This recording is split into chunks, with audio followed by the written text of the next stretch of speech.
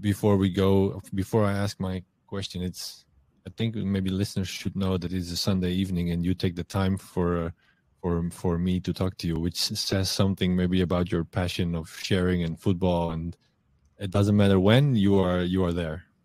Of course, when you work in football, is 24/7. Yeah. That is how it is. Every coach that I speak to has the same, but yeah, we all have to find the time and energy to still do it, and I really appreciate that you take this time. So fantastic.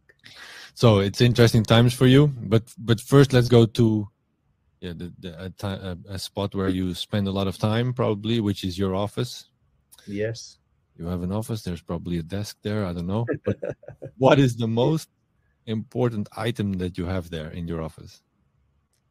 The picture of my father. Okay. Because he died when I moved to Holland. Okay. When I signed for Vitesse and I had the chance to be my first job in professional football in Eredivisie. He was passionate in football, and his last game was Vitesse Ajax. Yeah. And after a few days of the visit, he died just buying Christmas presents. Okay. Was very close Christmas, and he was really following my career as a player when I was youth, but also my career as a football coach. And I know that everything what I am achieving, I know he's watching me, and he's proud of me, and I'm very happy. That is why the picture is always there. I am a little bit touched, I have to be fair, because I was expecting something of a laptop, of a tactics board, because that's the normal answer, and you surprised me with this one. It's a beautiful answer. Was he important for your? You said he was always following you, but was he important in your love for football as a young kid, or how did this started? How did this started? No, I think he never missed a game when I was young. Wow. Playing football. He was always there, and I remember when sometimes I start to play and he wasn't there. I couldn't start to play until he was on the field. At the moment that I see him that he was there, okay, now I can start to play. It was something like this. He was also passionate in football, but especially I always remember for him, he never talked football with me. Okay. He only was disappointed with me when I had bad behavior. Okay. That was the only moments that he talked about me, to talk about how to develop as a person and to have a good behavior. It doesn't matter how it goes during the game. That was the only thing when he was talking with me about football. Only about behavior. Like, never judging, always supporting. Yes, always supporting. That's great. Great. And was your father in some way related to coaching, or did he? No. Nothing at all. So that was purely that something came. You played, and then you naturally flowed into coaching. Absolutely. Why? I started thinking about coaching. I think was when I had 12. When I was 12 years old. Okay, that's very young. Yes, I had some coaches that I was running all the time, making rounds over the field. There were some trainings that you couldn't touch the ball, only running and making push-ups, and I was so disappointed.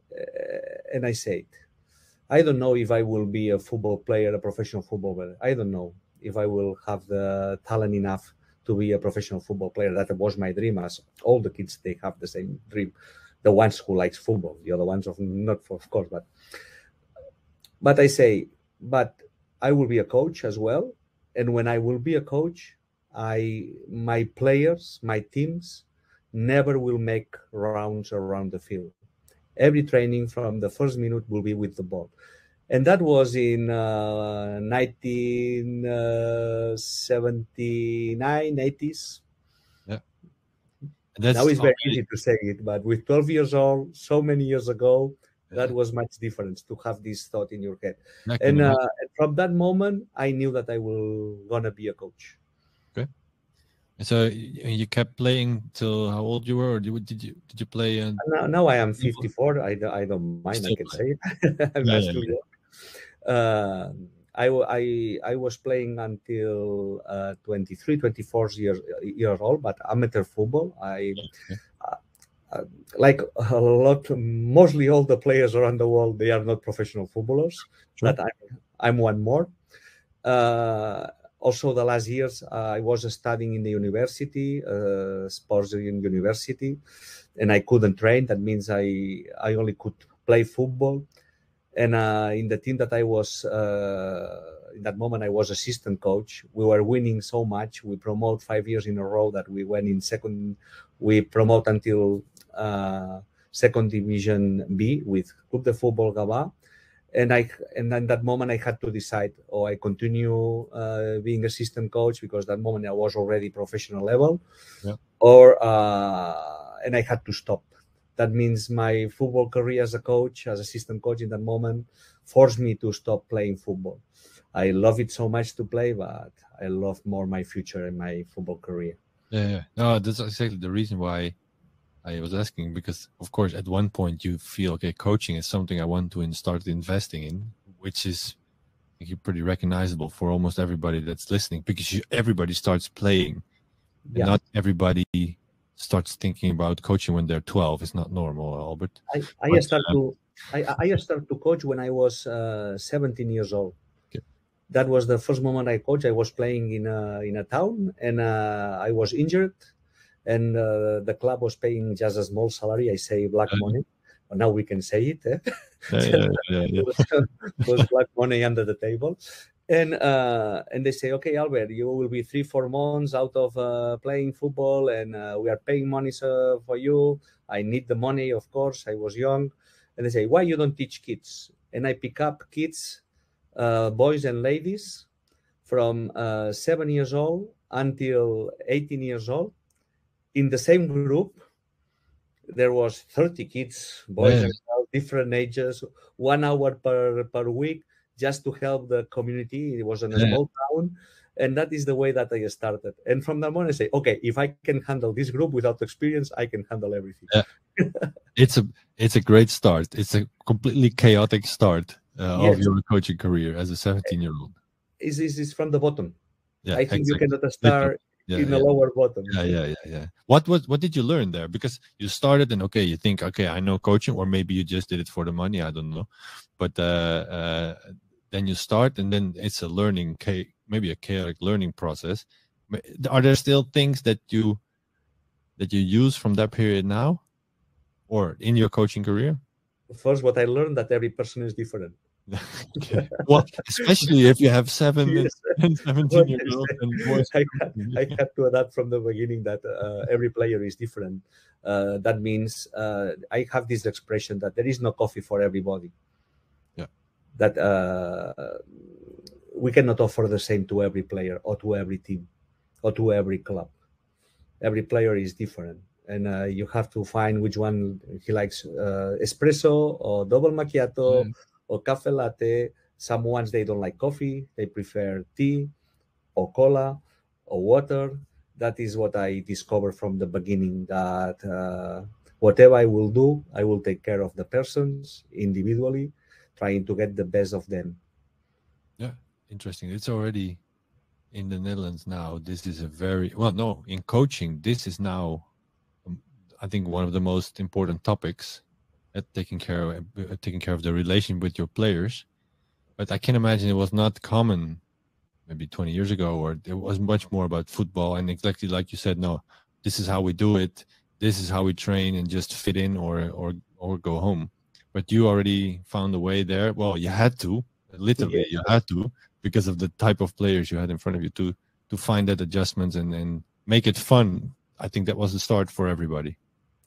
Yes, I was having fun. I love it, and we played just 3 friendly games with another towns. It was absolutely chaotic, but I took it very seriously. Yeah, and I took it very seriously, and I enjoy it. And I think is the moment that I really discovered that, okay, this is something that I think I can do a good job.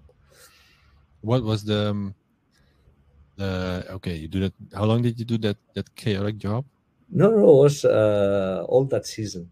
Oh, the One whole season. season. One season. One season. Yes, it was one season. Then I was continuing playing football once I get recovered from the injury, Yeah. and then I was combining playing Ah. football, and I didn't want to stop. I think the kids doesn't deserve that I stop now. Yeah. The So kids didn't deserve that now I have to stop because I start to play again. I say no, I have to do both things, and I talk with the club. I say I know that you were paying me, but don't worry, you don't have to pay me more. I will do it for free, but I don't want to stop. I will continue with the kids. It was so fun. Great. And then, what's the first moment that you really got let's say, a more organized team after your playing career, or when was that? Oh, that was interesting. When I was 20 years old, I think I started my studies in the university, 19, 20 years old, and I wanted to play football try to go to the professional football. Because I come from a very small town, was only 2,000 people town, very small in the center of Catalonia, with no chances for a young boy like me to go to big clubs. And when I arrived to Barcelona, I went to a club just to make a trial. And the coach said to me, listen, you are not good enough to play with my team, but I will need a physical coach. And he said to me, if you want, you can be my assistant. And I say, of course. I say, yes, I want to be a football coach. That means if I can start to have experience when I am 19 years old with a good club, with a good players, I will do it. And because when I will be 32, 33, 34, when the players will stop playing their football professional careers, I will have 15 years experience, and then they will need me. Yeah. Then they will need me. And that was exactly what happened. That was the first job that after 2 months we were sacked.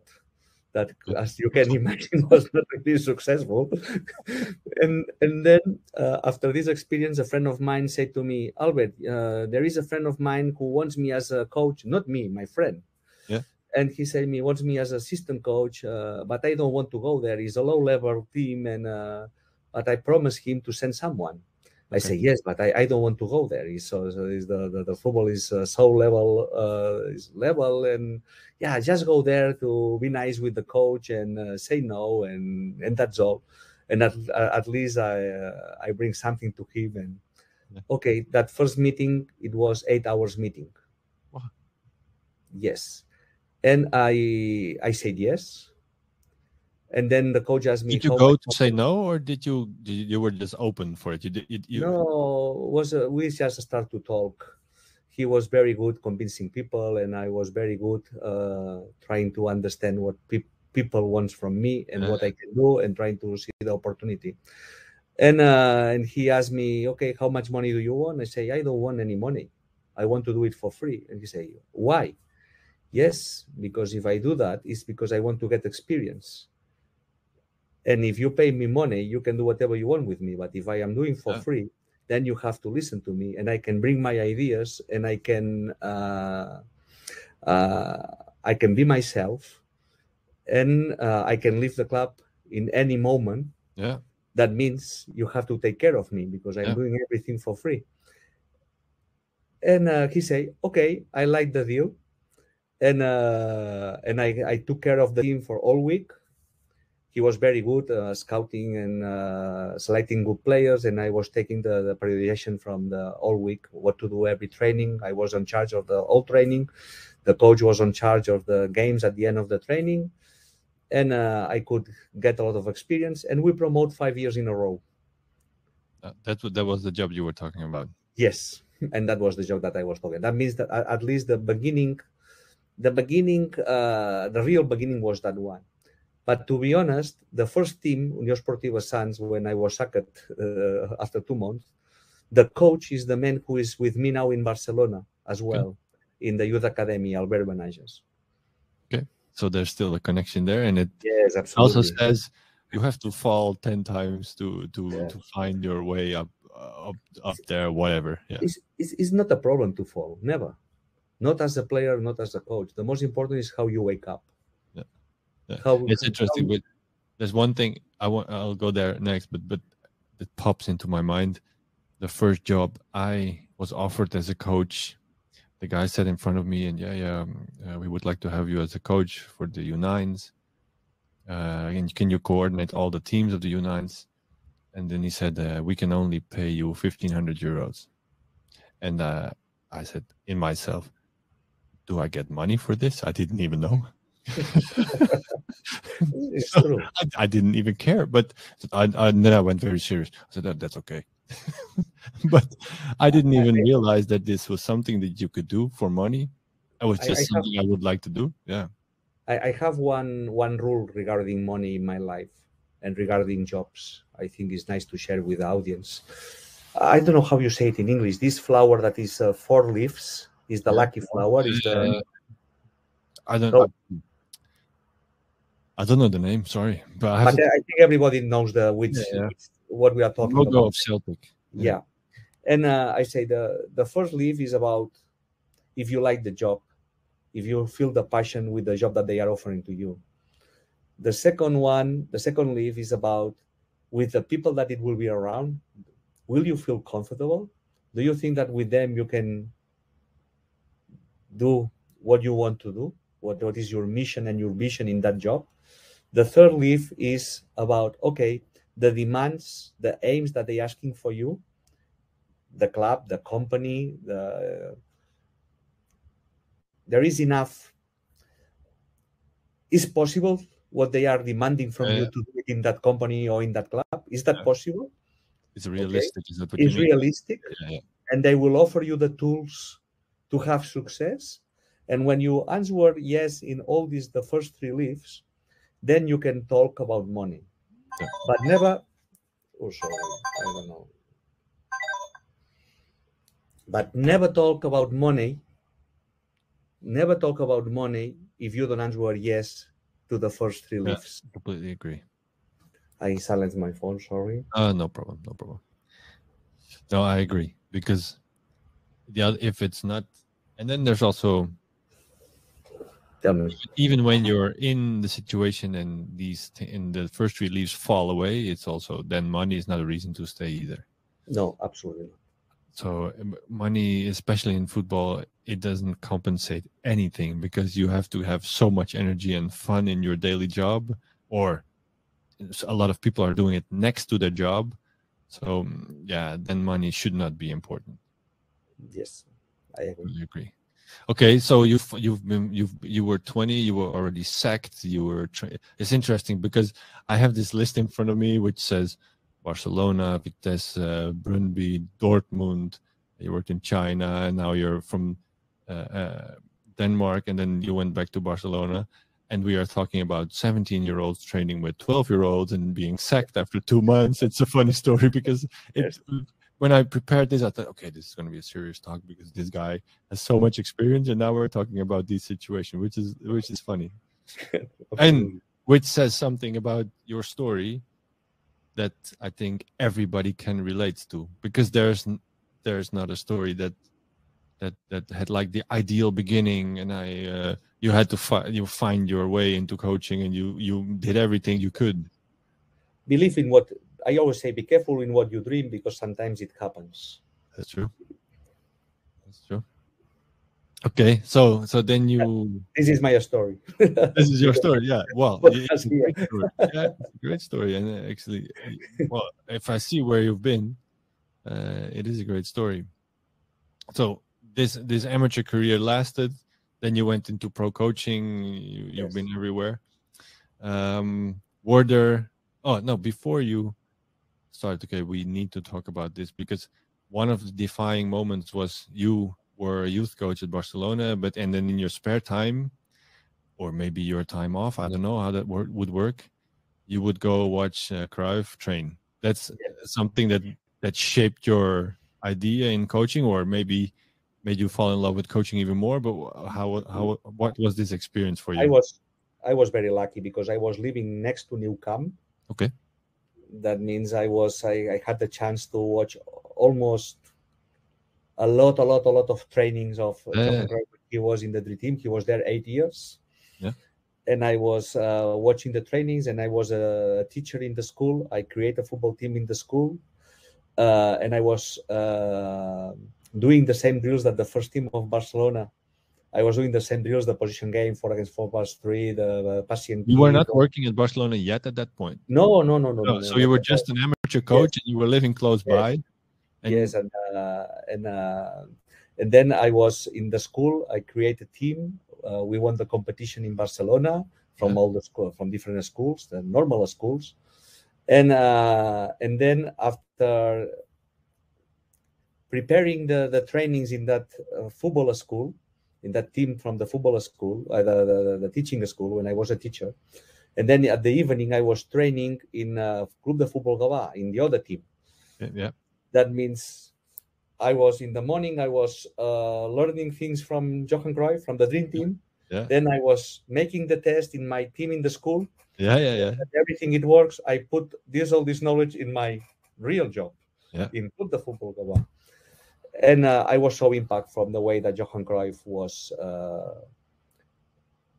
doing the trainings, especially the positioning games, the rhythm, the quality with the ball, the intelligence, the fast thinking. I really was impressed.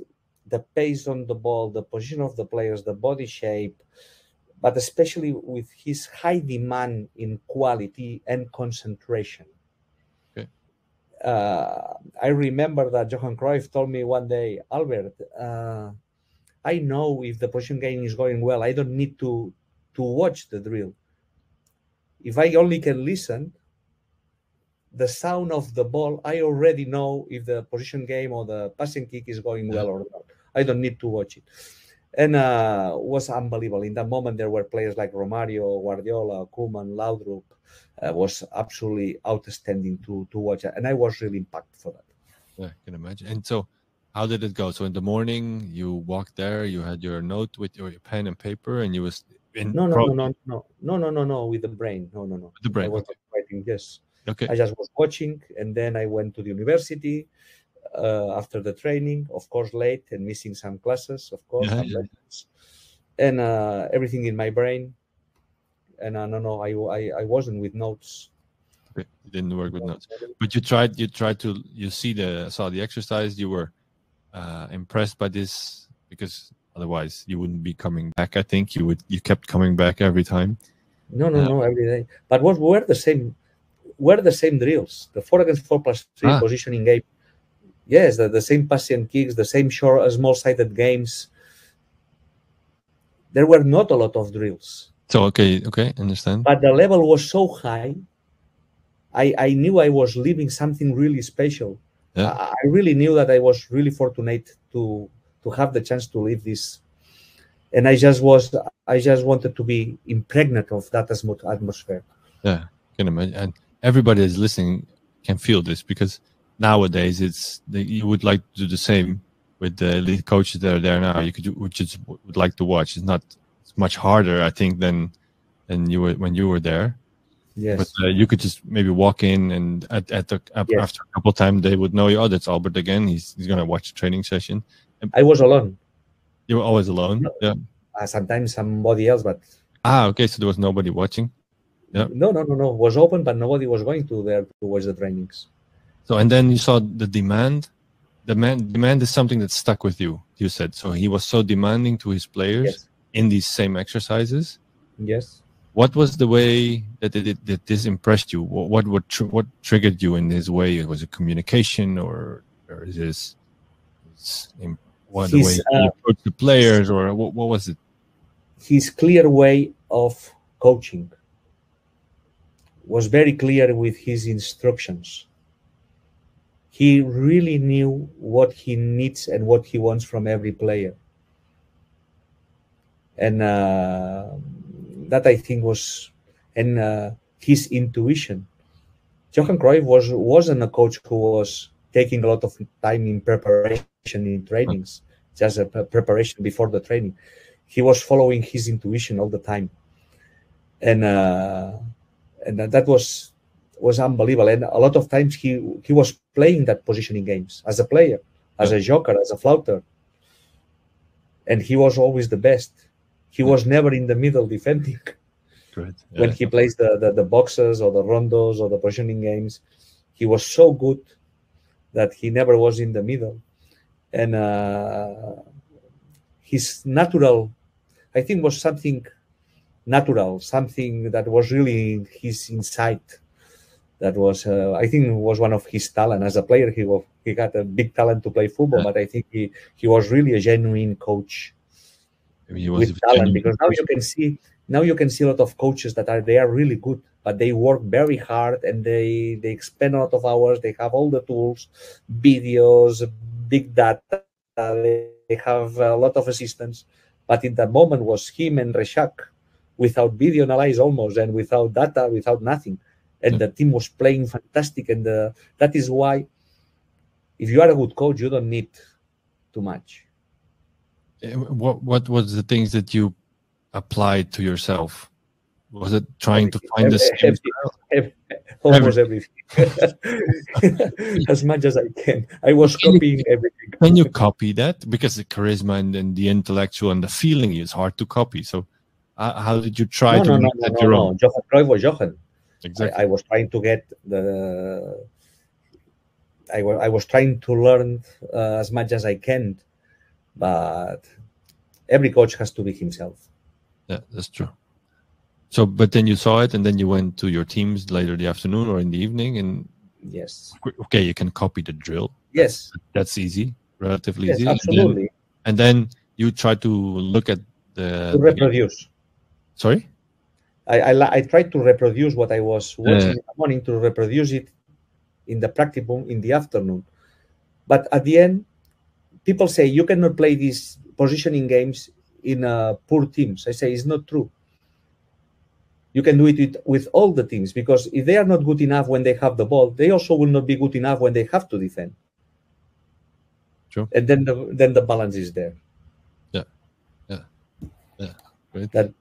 Is it still something? It's okay. You went to different coaching roles afterwards. Yes. You always. No, this is a stupid question because I already know the answer.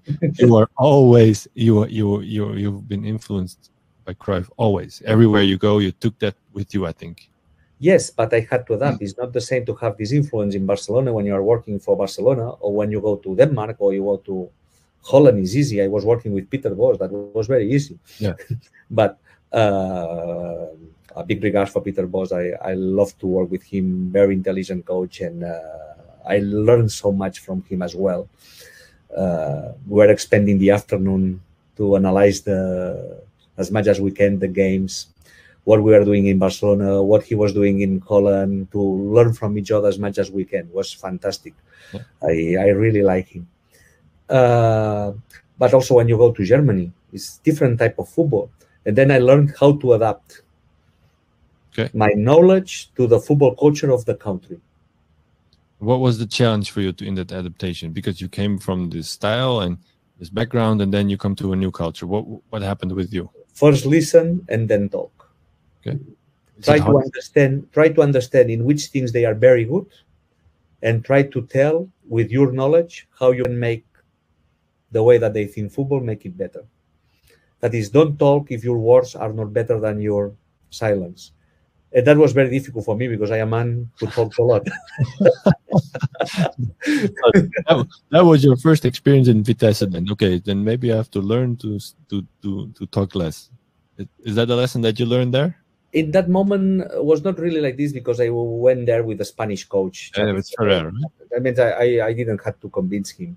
Was later on when I had the chance to work with John van der Brom or Fred Rutten, especially with Peter Bosz, and especially when Holland was easier.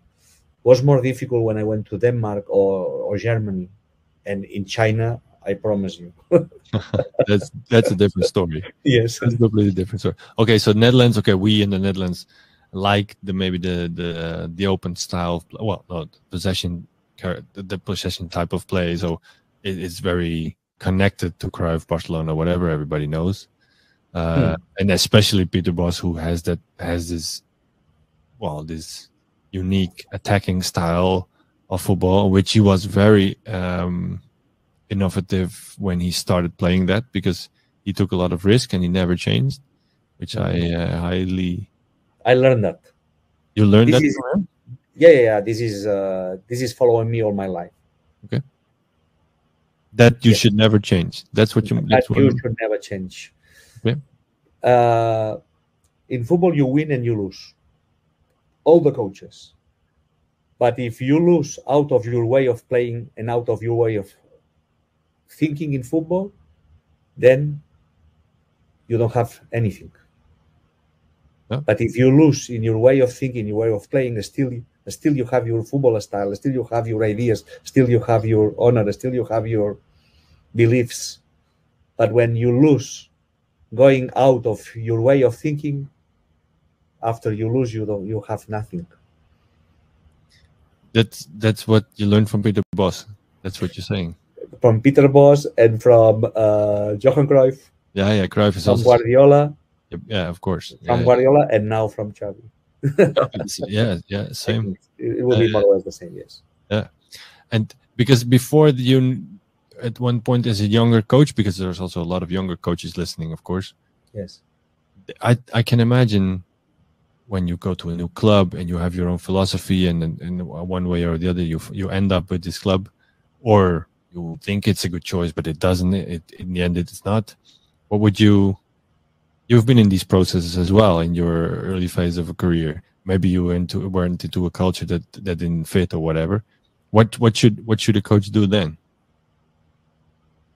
I see you as this highly experienced guy, so I can ask you this question. No, you have to choose very well first. Yeah. Before you take a job, do your homework.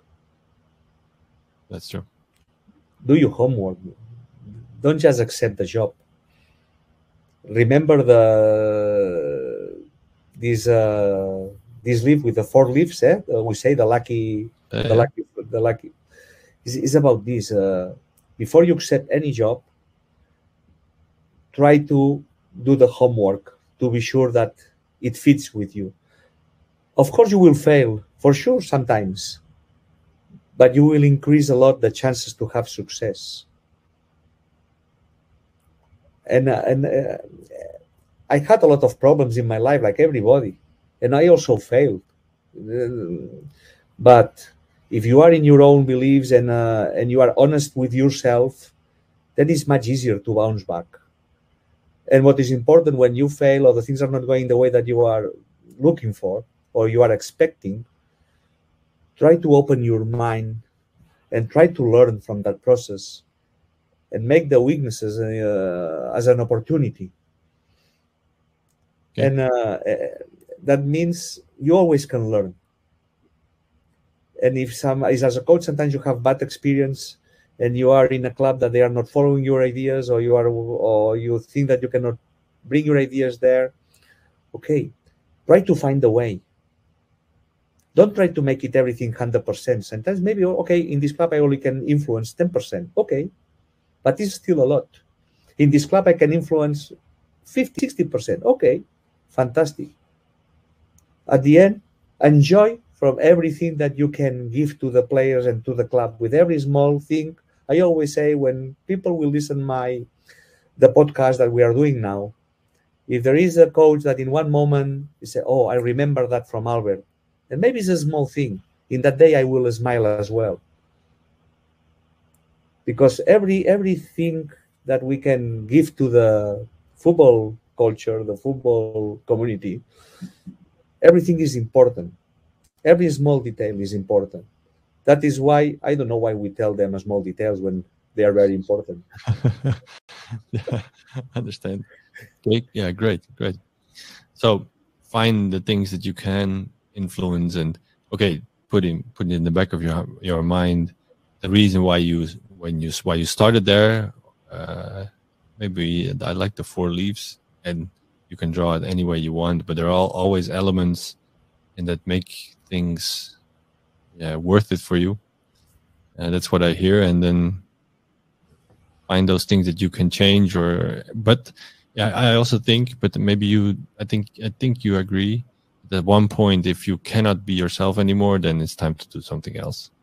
So if the balance goes away and 10% doesn't fill you with energy anymore, then you have to go. Yes, but fight first. Yeah, that I completely agree. Completely agree. Fight to try to change it, but don't stop immediately.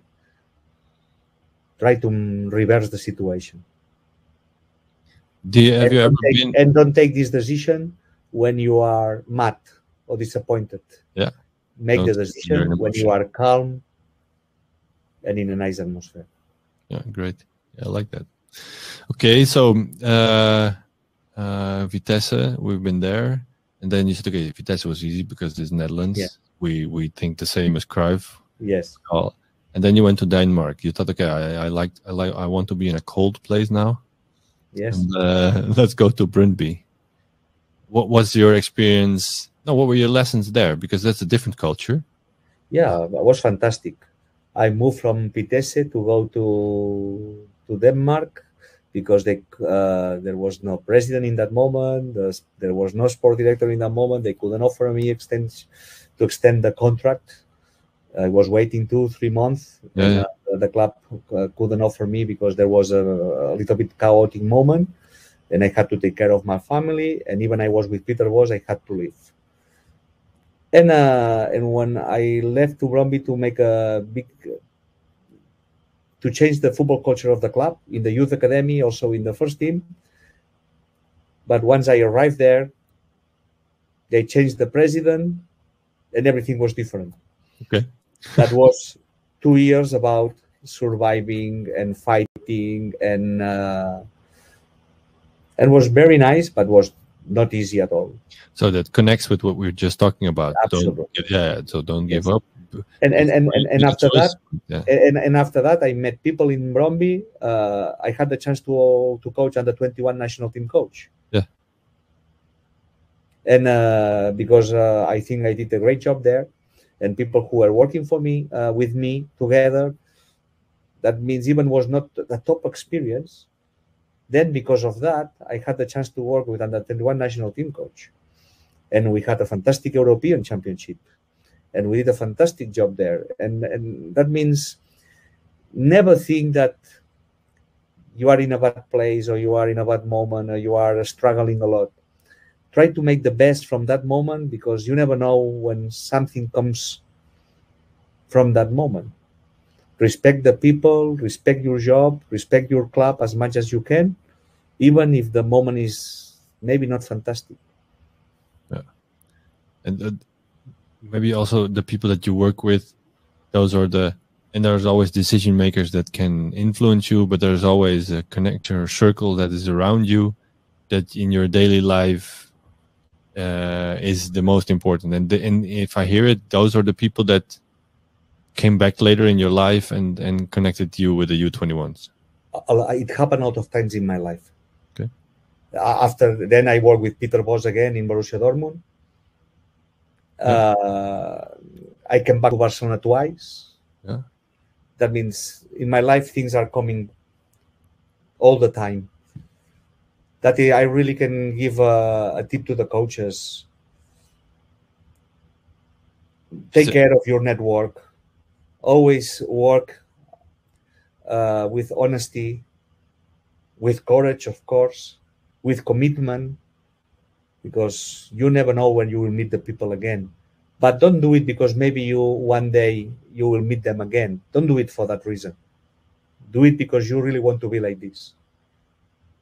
Is that a personal trait of you? Because I can imagine if you're in, let's say, tough times, then this is hard to always be open and to It's not long-term thinking. You cannot do that strategically. It has to flow almost naturally. So that's I think a little bit you. That's who you are.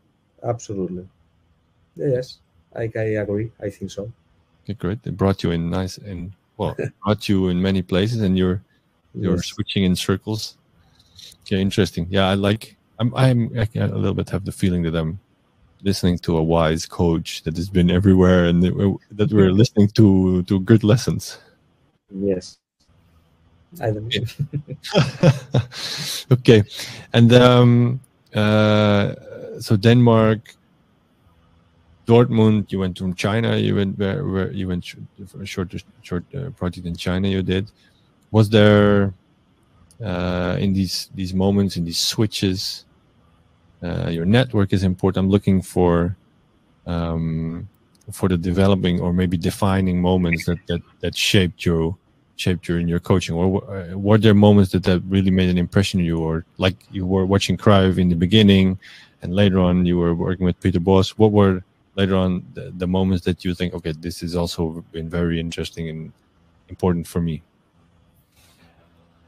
Franco Ferrari from Coverciano, the director of the coaches in Italy. Now he's dead, unfortunately. I learned how to defend. Okay. How to organize all the defense organization, the open door, the close there, when to make pressure, when to sit down, the diagonals, defending out, all these things. And I mix that knowledge from all my knowledge that I had from Football Club Barcelona, from Johan Cruyff, or from Guardiola. That was really inspiring. Right. Of course, Guardiola as well, Peter Bosz as well. There is another man, is Paco Seirulo, that was head of performance in Football Club Barcelona for 30 years. He's also another man who opened me the doors, who really inspired me. Juan Malillo, the assistant coach now in Manchester City with Guardiola, really a very intelligent man to talk about football, the football game. Absolutely amazing person to talk. I have a lot of them. Yeah. And now if I summarize this all, what is then your personal characteristic of your football? Because we've been talking about you as a person, we've been through your journey, and now I'm coming back to you. Personally, I understand. For me, I like to play an honest football. Yeah. That at the end of the game we can look the eyes each other and we did our best. Okay. That means I need everybody with commitment, and I need all the players that we play with courage, whatever we do. I try to play attack football. I like to play in the opposite half. I like to have the ball. I like to have a very good positions on the field. And when I lose the ball, I like to make the pressing forward to win the ball back as quick as possible, as close to the goal as possible, because then I don't have to run back a lot of meters, not only me, all the team. And also to use this scouting moment when you win the ball back, that you can create a chance from that moment. And people say that is offensive football, but at the end it's very defensive. Because what I really want is to have the ball in the opposite half, that the ball is very far from my own goal. That I want to make it very difficult for the opponents to score a goal. This is my football style, and I never change. Never change. 4-3-3. Is it 4-3-3 is holy almost? Yeah. 1-4-3-3 with wingers, with number 9, with 2 offensive midfielders, 1 number 6, and 4 central backs, and a keeper who has the courage to stay high when we are in the opposite half. Okay. And do you think it's important, that formation, or do you? Because personally, I don't think it's. You have a basic setup of your team, and then during the game it flows. Of course, it flows. It's never. Yeah, but it's the starting point. It's the starting point, which is important for you. Also, maybe in the education of the players, because it creates a lot of structure. Yes. I never look the opponent. I always look my team, and I always develop my team. And I like the opponents know how the way they play, because then they will adapt. And they only have a few days to play against me. And I have years to develop a team. Yeah, great. And of course, we look opponents and we make small details, but are not as small, maybe are big, but. But your team is the starting point. Yes. Maybe a couple of percentage you look to against the opponent. Yeah, great. Yeah. Okay. When you are talking about life, you are a friendly guy that smiles, and when you talk football, then okay, this is me. This is what I was hearing straight away. Yes. This is me. I don't change. So I don't care whatever you say. This is me. Yes. As it characterizes you as on the coach or in the on the pitch as well. Okay, I think you have a great connection with everybody around you. But as soon as we start, okay, this is how we do it. Yes, absolutely. Determination. Yes, and I raise my concentration a lot. Okay. Okay. Yes. And is it something you demand from players at the same point? Yeah. To raise their bottom level. Okay. How do you affect that in the players? No, you have to explain how and what they will gain if they rise their bottom level. It's not about how difficult or how good can you play in your top level. It's about how you can rise your bottom level as an individual player, but also as a team, to play very good the simple things. Yeah. If you do very good the simple things, the level of the team grows so much. And from there, you can achieve everything what you dream. At least you can try. Great analogy. Okay, but before we actually got connected, you said, okay, you actually walked down to your home and said, I said, are you a reader? Yes, I am. No, I'm not, but I have some books that I would like to share. And I want to show them. And then you didn't tell me which books it were. Yes. So I'm pretty interested in which ones you would like to share with us that you think is important for coaches. Okay. I have them here with me. The first one is this one. I don't know if you can see it well. Yeah. Leaders Eat Last. Yeah. Yes. Leaders Eat Last from Simon Sinek. Yeah. I think is a book that everybody who wants to coach or who wants to lead groups, they should read that book, because it's about leadership, how to work with people, how to help them to get the best of them, and at the end you will get the results. It's a very nice book. He doesn't talk at all about football. It's about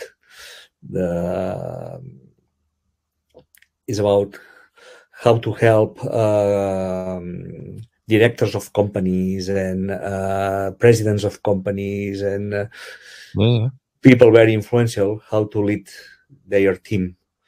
Okay, and it's very nice and very, very, very inspirational. What did you take from this book? The why. The why. Okay. Why you have to find your why. Why do you want this? Why you are telling this? Why you are making this? Why you are taking this decision? Always find the why. Have to be a reason behind of every decision that you take. Once you have the why, everything is much easier.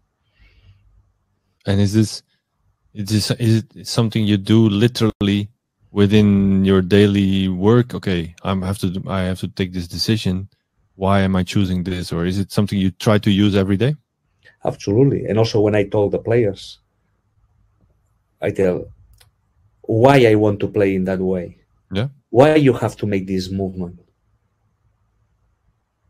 Why we have to implement this rule in our way of playing, the 3-meter rule or the rule to 1 in midfield or the 5-second rule in transition attack defense. Why? Which benefit we will get if we do it well? Why I want this player? Why I want this staff? Why I want to play for the club? Why I want to train 10 o'clock in the morning? Why I want to make the drill? Why when I play the positioning game, the ball has to go flat without bouncing balls? Why I have to look before I receive the ball to get more information? And if I get more information, I will take better decisions. The why. In everything. So was it already in your way of working before you read the book? Because before you knew this, subconsciously you already was doing this? You were already I think he opening the door to be more conscious. Yeah.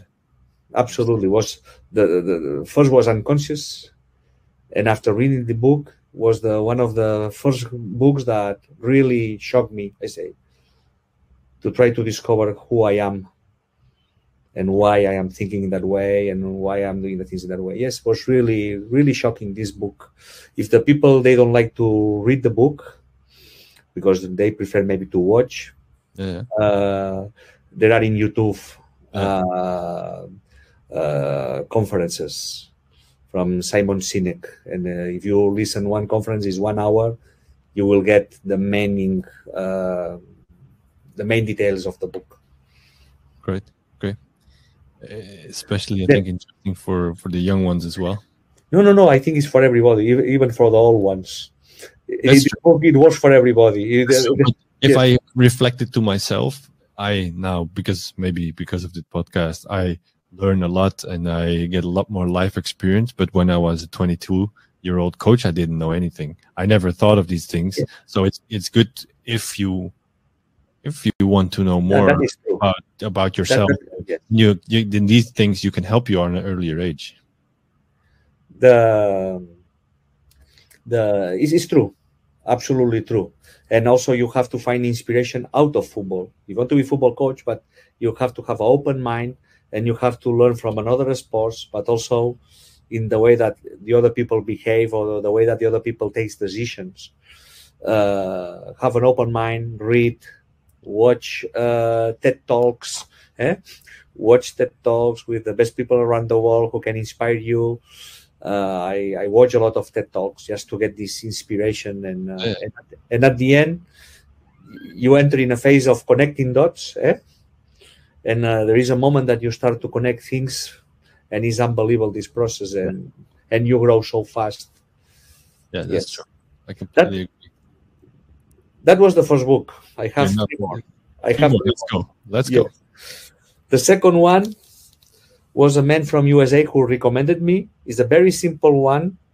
The name is 212, The Extra Degree. Okay. Is this one? Never heard of it. Now you made me very curious. Yes. It says extraordinary results begin with a small change. Okay. And it talks about there is a moment that when you are boiling water, there is a moment that the water starts to boil it. Yeah. Is the 212 degree. There is. It's a very simple book, very clear, very easy to read. That you can read it in half afternoon, in 2 hours, 3 hours. That is very easy to read it, and it talks about sometimes one small change can change everything. That every big result, every extraordinary result always started with a small change. And I always talk about the small details in football. No, that the small details are the ones who make the difference. And I already told before. Then why we told them small details when they are very important and they make the difference. And again, I was unconscious. And when I was explaining that to a coach when I was mentoring him in USA, and he told me, Albert, have you read the book 212 Degrees, The Extra Degree? And I say, no. Okay, then you have to read it because it's what you are talking about. That means, again, I was doing the same unconsciousness, and after I read the book, I said, yes, is this? That is the second one. Okay, let's go to number 3. Number 3, of course. It's starting the book show with Albert. Yeah. Herr Pep. Yeah. I think everybody knows almost that logical that you would either do Cruyff or Pep. So yeah. Let's see. Herr Pep is the number 3rd. Because this writer is a friend of mine, Martí Perarnau.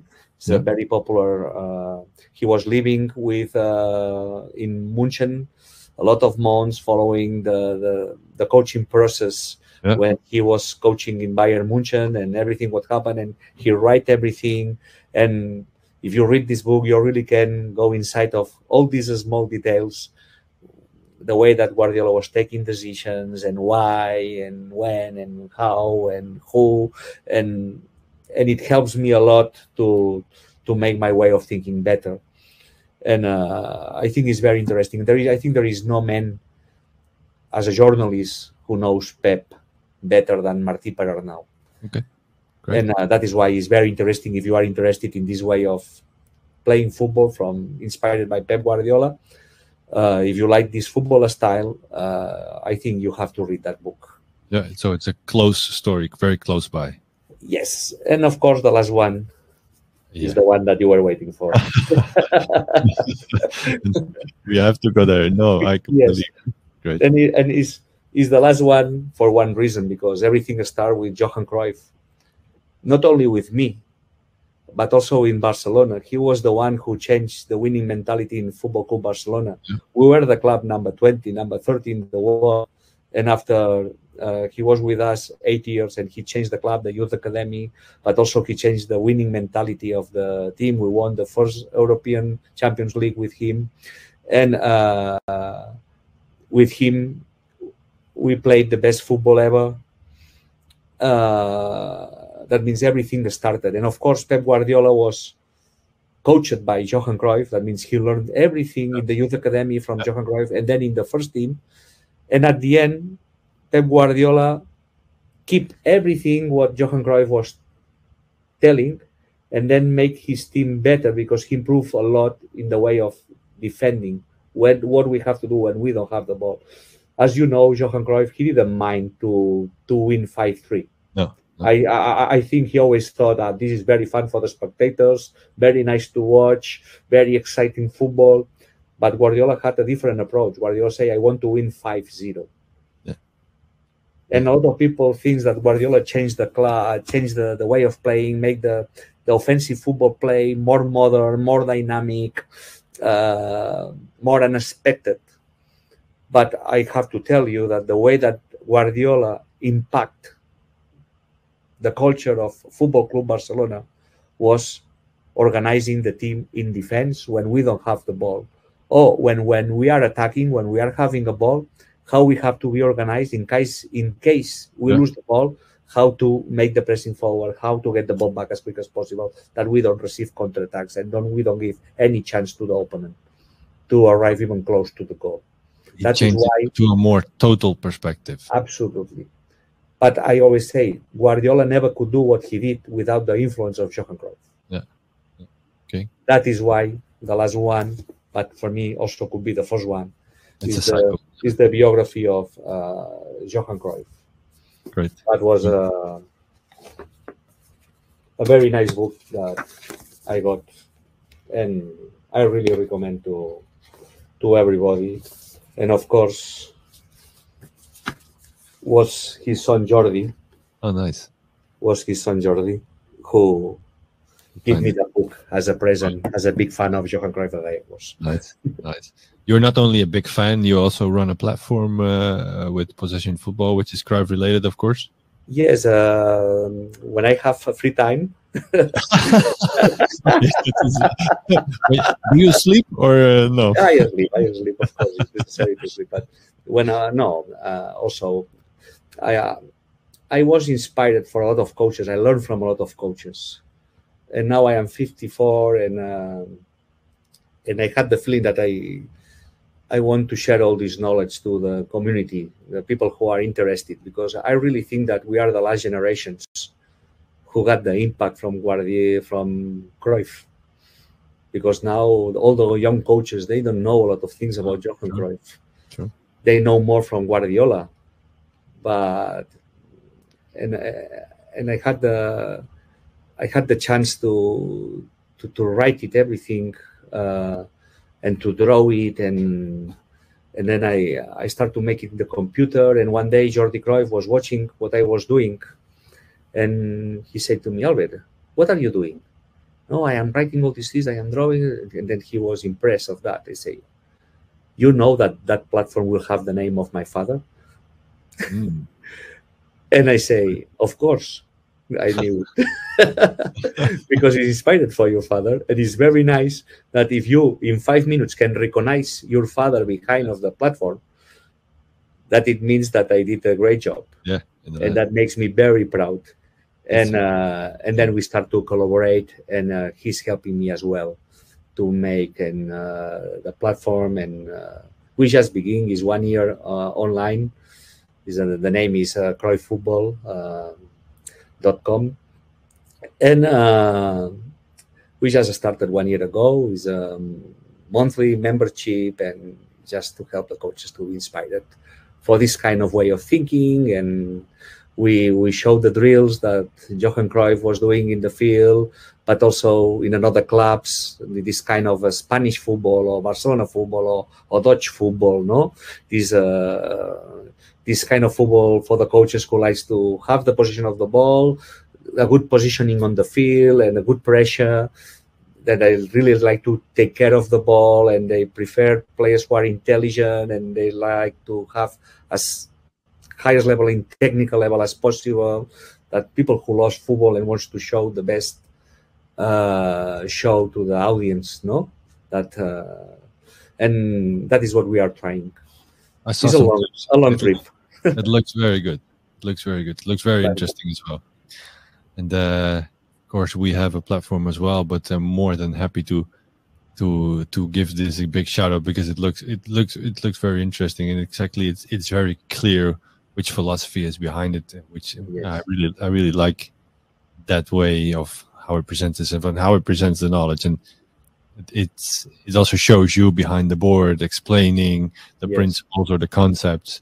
You have the feeling that you are, like I'm now, across from you, and you hear the story of the ideas of Cruyff, and mixed with maybe a little bit of your own flavor. But no, of course, there is my own flavor as well. Of course, I'm the one who's running the platform, but inspired by Johan Cruyff, and we are not explaining exactly what Johan Cruyff was doing. We are explaining his way of thinking, and the way that we were inspired, and the way that we are inspiring coaches now. But we are moving the game to the modern football, because football is always changing, and we are helping the coaches to try to help them to be a little bit more better after they saw or they read us or they watch us. Great. Well, happy to help you in that part as well. If I ever can, we'll see what happens. It looks great. It's a very but this is not important. The most important is the interview. The most important is the coaches. The most important is to share. It says something about you as well. Experiences. No problem. I like the way that he said it's not important, but it's also a little bit important, at least for me, because it says something, okay, in my spare time, which you don't have already. I've been WhatsApping you for a couple of weeks. You don't have any spare time. I already know this. But you still find the time to do these things. And it says about your passion of football. It says something about your passion of Cruyff. It says something you are completely, no, not completely. You are a passionate, I don't know if it's a fan. You implement it in your own way of working. That's, I think, that's how I experience it. At least I try. Yeah. Well, you succeed for sure. For sure. Okay, great. Okay, I have the feeling I have so much questions to ask you, but maybe we'll do that and we'll do the next one, because we went to so much topics. No problem. I have time. I don't have a deadline time. You have a deadline? No, but I'm not going to keep you any longer. Okay. I have a last question for you. And that is the question we give every coach that is inside the coach's room in our podcast. And who should we talk to next, and why? For me, if you have the chance, but it's in Spanish, is Juan Malillo. Juan Malillo is the assistant coach now in Manchester City. He knows so much about football. If you have the chance to drink a cup of coffee with him or to talk about football, every word that he says is so inspiring. And that was one of when I was in Barcelona, I was so lucky to have the chance to meet Johan Cruyff, Charlie Reixach, but also Paco Seirulo. And also I had luck to have Juan Malillo. And one of the people who inspired Guardiola was Johan Cruyff, and also Juan Malillo and Paco Seirulo.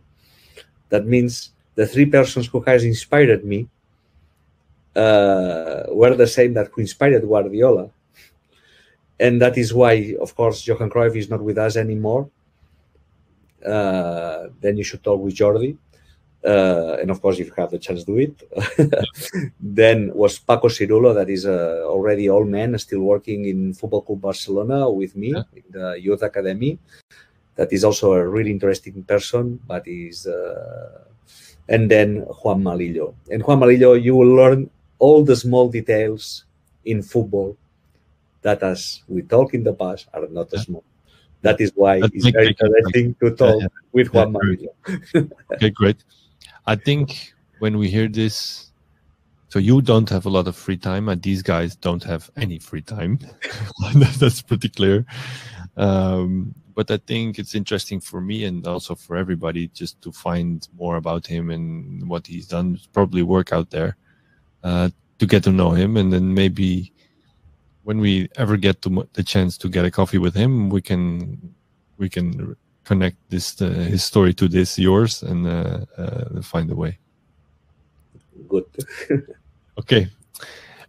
Albert, I want to thank you for taking the time and sit down with us. And like I said, it says something about you that you do this on a Sunday evening and that we have this interesting talk. We went everywhere, and I think everybody can pick out one thing that's interesting for them, the same that you said in the beginning. If it's only touching one coach for one small thing, maybe we've helped somebody. Small details make big impacts, and I think it's a nice way to end this. Before we end, I want to tell to the coaches that never stop learning. Never think that you know everything. Always have open mind. Try to learn from everybody, even from the people that maybe you don't like them. Big respect for the people who has been in the football business for a long time, because it's not easy at all, and they have a lot of things to share with you when you are young.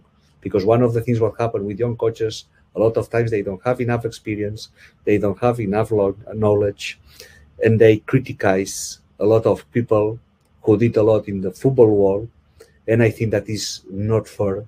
They have to have open mind. If you are not one of them, already congratulations. And if you are one of them, please change that mind, because that it will make you much better coach in the future. That is my tip. Great closure, Albert. Thank you. Thank you. Thank you for your time, and we will catch up and speak soon. Thanks, Albert. Bye-bye. Thank you.